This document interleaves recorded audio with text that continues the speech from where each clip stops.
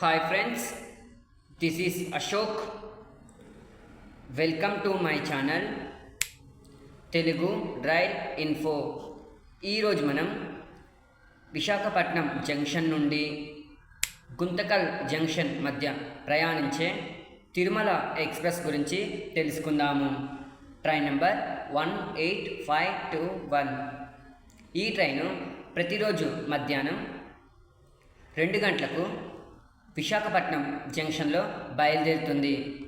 తర్వాత రోజు ఉదయం 11:30 గుంతకల్ జంక్షన్ చేరుకుంటుంది. 1060 కిలోమీటర్లు ప్రయాణించడానికి ఈ ట్రైను 21:30 సమయాన్ని తీసుకుంటుంది. ఈ ట్రైన్ని 1970 సంవత్సరంలో ప్రారంభించారు. ఈ ట్రైన్ని ప్రారంభించినప్పుడు తిరుపతి వరకు మాత్రమే ప్రారంభించారు. ఆ తర్వాత కడప జంక్షన్ వరకు పొడిగించారు. కడప జంక్షన్ నుండి గుంతకల్ జంక్షన్ వరకు పొడిగించారు. ఈ ట్రైను గత 50 సంవత్సరాలుగా సేవల్ని అందిస్తూ సిల్వర్ జూబ్లీ కూడా జరుపుకుంది. ఈ ట్రైను LHV కోచెస్తో నడుస్తుంది. ఈ ట్రైన్కి ఉన్న కోచెస్ గురించి తెలుసుకుందాము. 4 జనరల్ కోచెస్, 6 స్లీపర్ కోచెస్,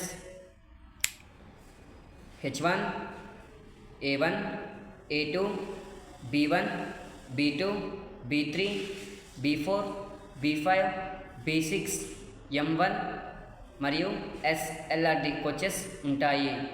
ఈ ట్రైను ఆగే స్టేషన్స్ ఇవే: Duvvada, Anakapalli, Yalamanchili, Narsipatnam road, Tuni, Annavaram, Pithapuram, Samalkot junction, Anaparthi, Dwarapudi, Rajahmundry, Kovvur, Nidadavolu junction, Tadepalli Gudem, Bhimadolu, Eluru, Nuzvid, Vijayawada junction, Tenali junction, Nidubrolu, Bapatla, Chirala, Ongole, Kavali, Nellore, Gudur junction, Venkatagiri, Srikalahasti, తిరుపతిలో ఈ ట్రైన్కి లోకో రివర్స్ ఉంటుంది. Renigunta, Kondur, Rajampet, Nandalur, Kadapa junction, Erraguntla junction, Kondapuram, Tadipatri, Gooty junction మీదుగా గుంతకల్ జంక్షన్ చేరుకుంటుంది. తిరుగు ప్రయాణంలో ట్రైన్ నెంబర్ 18522. ఈ ట్రైను ప్రతిరోజు మధ్యాహ్నం 1:30 గుంతకల్ జంక్షన్ నుండి బయలుదేరుతుంది.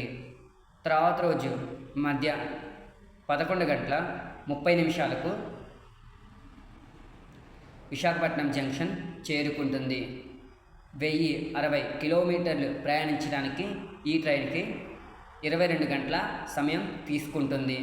ఈ ట్రైను విశాఖపట్నం నుండి గుంతకల్ వరకు ఏ రైల్వే స్టేషన్లో అయితే ఆగుతుందో తిరుగు ప్రయాణంలో కూడా అవే రైల్వే స్టేషన్లో ఆగుతుంది. అవే కాకుండా కడియం రైల్వే స్టేషన్లో కూడా ఆగుతుంది. Thank you for watching. ఈ వీడియో మీకు నచ్చితే like, share, comment and subscribe చేసుకోండి.